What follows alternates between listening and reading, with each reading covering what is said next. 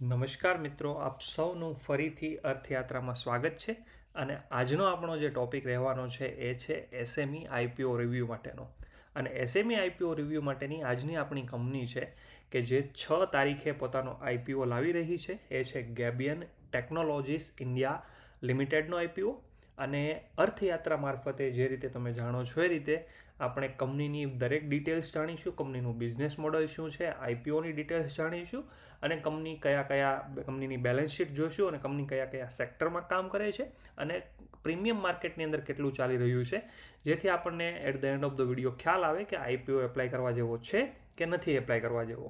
શરૂ કરીએ આજનો ટોપિક. તો પહેલાં આપણે કંપની વિશેની ડિટેલ્સ જોઈશું, જેમાં કંપનીની સ્થાપના છે એ ફેબ્રુઆરી 2008ની અંદર થયેલી અને અત્યારે કંપનીની અંદર ટોટલ 159 જેટલા ફૂલ ટાઈમ એમ્પ્લોઈઝ છે, કર્મચારીઓ છે, કામ કરી રહ્યા છે, જેમાં એની એન્જિનિયરિંગ ટીમ છે એ પણ ઇન્ક્લુડેડ છે.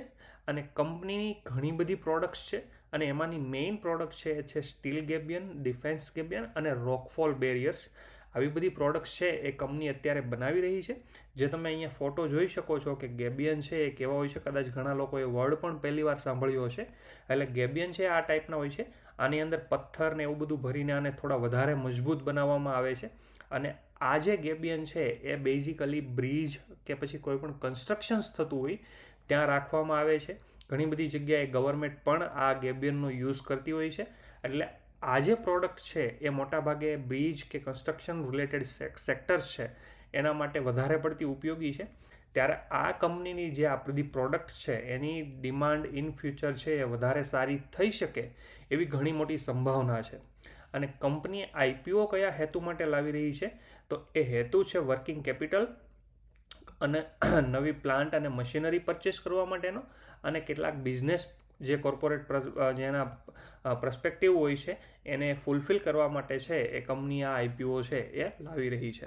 હવે આપણે વાત કરીએ તો આઈપીઓની મેઇન ડિટેલ છે એમ શું પ્રાઇસ છે એ છે 76 થી 81 પર ઇક્વિટી શેર. જ્યારે પણ આઈપીઓ એપ્લાય કરતા હોઈએ ત્યારે ખાસ ધ્યાન રાખવું કે આપણે મેક્સિમમ પ્રાઇસ ઉપર એપ્લાય કરીએ, કારણ કે મેક્સિમમ પ્રાઇસ ઉપર એપ્લાય કરવાથી જ આપણે આપણા જે અલોકેશનના ચાન્સીસ હોય છે એ વધતા હોય છે. મિનિમમ પ્રાઇસ છે ક્યારેય કન્સિડર ના કરવી, કારણ કે એ અંડર જ્યારે અલોકેશન થાય ત્યારે મિનિમમ પ્રાઇસ છે એ કન્સિડર થતી હોય છે, પણ જ્યારે ઓવર સબસ્ક્રિપ્શન થાય છે ત્યારે મોટાભાગે મેક્સિમમ પ્રાઇસ ઉપર જ આઈપીઓનું અલોટમેન્ટ છે એ આપવામાં આવે છે. આઈપીઓની જે તારીખ છે 6 થી 8ની વચ્ચે આઈપીઓ ઓપન થઈ રહ્યો છે. 6 તારીખે પહેલો દિવસ છે અને 8 તારીખે છેલ્લો દિવસ છે. એટલે 8 તારીખે જ્યારે પણ માર્કેટ ક્લોઝ થાય એ પહેલાં ડેફિનેટલી આઈપીઓ એપ્લાય કરો તો આઈપીઓ છે એ લાગી શકે એવા ચાન્સીસ ખરા. આઈપીઓની ટોટલ ઇસ્યુ સાઇઝ છે એ 29.16 કરોડની છે. ત્યારબાદ ઇન્ડિવિજ્યુઅલ્સ માટે એટલે કે રિટેલ ઇન્વેસ્ટર માટે ઓછામાં ઓછા 3200 શેર છે એપ્લાય કરવાના છે અને જેની ટોટલ પ્રાઇસ છે એ 2,59,200 છે. સ્મોલ એચએનઆઈ માટે 4800 શેર અને બિગ એચએનઆઈ માટે 12,800 શેર છે એ મિનિમમ શેરની એપ્લિકેશન છે. અને બિગ એચએનઆઈની જે મિનિમમ પ્રાઇસ છે એ 10,36,800 રૂપિયા છે. હવે આપણે બેલેન્સ શીટની વાત કરીએ તો તમે જે રીતે અહીંયા જોઈ શકો છો એ રીતે એસેટ્સ, રેવન્યુ અને પ્રોફિટમાં તમે જુઓ તો 2023, 24 અને 25નો ડેટા અહીંયા અવેલેબલ છે. અને 2025નું જે ફાઇનાન્શિયલ યર છે 2025-26 એનો યર ટુ ડેટ ડેટા પણ અવેલેબલ છે. પણ આપણે બેઝિકલી જે પાસ્ટ 3 યર્સ છે એની કમ્પેરિઝન કરીએ તો એસેટ્સની અંદર તમે જુઓ તો 2023ની અંદર 51 કરોડમાંથી અત્યારે 2025ના જે ફાઇનાન્શિયલ યર્સ હતું એના એન્ડિંગ સુધીમાં 87 કરોડની એસેટ છે. એટલે એસેટની અંદર ખૂબ મોટો વધારો થયો છે. ત્યારબાદ રેવન્યુ પણ ખૂબ મોટી વધી છે, 78 કરોડમાંથી 101 કરોડ થઈ છે. અને પ્રોફિટ પણ 3 કરોડમાંથી અરાઉન્ડ 6.63 કરોડનો પ્રોફિટ છે એ થયો છે.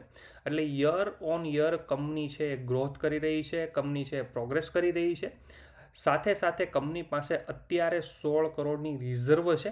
એટલે કે જ્યારે પણ કોઈ પણ આકસ્મિક ખર્ચાઓ આવે તો એને પહોંચી વળવા માટે પણ કંપની પાસે 16 કરોડ જેટલું ફંડ છે એ અવેલેબલ છે. એટલે બેલેન્સ શીટને જોતાં એવું લાગે છે કે કંપની છે એ સારા સેક્ટરમાં અને સારી રીતે ગ્રોથ કરી રહી છે. હવે આપણે વાત કરીએ કે અત્યારે કેટલું પ્રીમિયમ ચાલે છે, તો અત્યારે ગ્રે માર્કેટની અંદર 25%નું પ્રીમિયમ ચાલી રહ્યું છે. પ્રીમિયમને જોતાં એવું લાગે કે કંપની છે એ ખૂબ સારું પરફોર્મન્સ કરી રહી છે અને માર્કેટની અંદર ઘણા બધા લોકો છે એ આઈપીઓ એપ્લાય કરવા માટે ઇન્ટરેસ્ટેડ છે અને સારી એવી શેરની ડિમાન્ડ પણ છે. એટલે પ્રીમિયમને જોતાં એવું લાગે છે કે પ્રોફિટ ગેઇન માટે આપણે આઈપીઓ એપ્લાય કરવો હોય તો ડેફિનેટલી આઈપીઓ છે એ એપ્લાય કરી શકાય. પણ જો લોંગ ટર્મ હોલ્ડ કરવા માટે આઈપીઓ એપ્લાય કરવો હોય તો આ કંપની અત્યારે આ લેવલ ઉપર લોંગ ટર્મ હોલ્ડ કરવા માટે છે એ હિતાવહ નથી. આજના રિવ્યૂમાં આટલી જ વાત હતી. ડેફિનેટલી કોમેન્ટની અંદર તમારું મંતવ્ય જણાવજો કે આઈપીઓ એપ્લાય કરવો જોઈએ કે ના કરવો જોઈએ. જે રીતે આપણે બધી ડિટેલ જાણી એના ઉપરથી